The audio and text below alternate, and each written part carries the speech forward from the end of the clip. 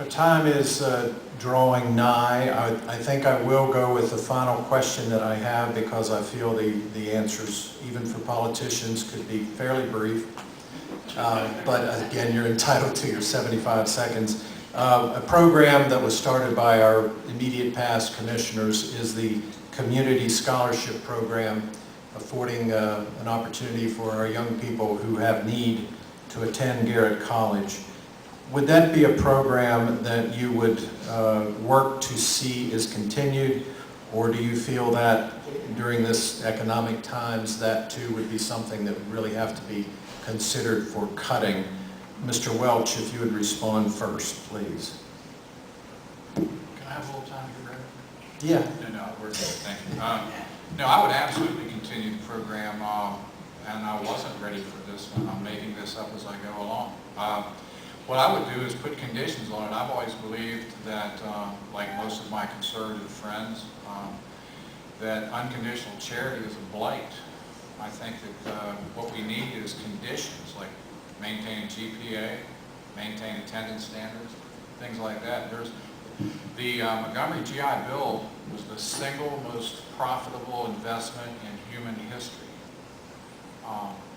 This is our future, folks. So, yeah, I almost said a bad word there. Yes, we're going to continue that. Thank you, Mr. Falter. I've been ready for this question my entire life. I think you know how I feel about education. The question, whatever it was, not only would I keep it, I would expand it. I would cut programs that we don't need so that we could have more scholarships available. I don't know what else, you've heard me talk about education. I think you know how I feel. Yeah, keep it, expand it, and let's keep the kids getting a good education and everything will be better. Thank you. Mr. Gatto, same question. The scholarship has been in place, I think this is 50 years, so it'd be a good time to evaluate just what we have spent our money on, how it's making a difference, and how it's being used as far as the outcome and how it's benefiting our kids directly. Like I said, we have a 5-year history now. We can look at it. At the same time, I mean, economic times may not allow for us to continue with the program, but again, if we're smart with our budget, find other ways, maybe we could keep funding it.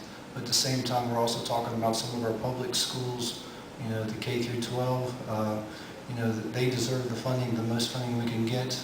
Again, my daughter is in the scholarship program of the commissioners, and she's benefited from it. So it has benefited me directly, but again, it's kind of at some point, with economics, it may just be a luxury that we can't afford. So we got to, again, be smart with our elementary schools and our high schools and make sure that they're getting the proper things necessary. And there are other ways of getting funding for education through other agencies of the government, and maybe we could help in those ways, provide those. Thank you, Mr. Robeson. I'm like Bob, I've got a son that's in the program. I think what Bill had said, having conditions, making sure that our kids are meeting the GPA, that they're not coming here and rioting in these classes, as I've heard is going on. Another condition should be that if they come here and they take these classes, that they're transferable to all the colleges that they want to go to, because right now, not all the classes are. Making sure that what we are giving is getting the best bang for the buck. If we're not offering that bang, then we need to change it. Because we know that we can get bang for our buck with our elementary schools and what we've been doing in those local communities. If these types of programs aren't proven to work, don't have the outcome that's positive, then we need to change them. And again, it's been 5 years. It's time to evaluate it. They just offered a new program with the trades.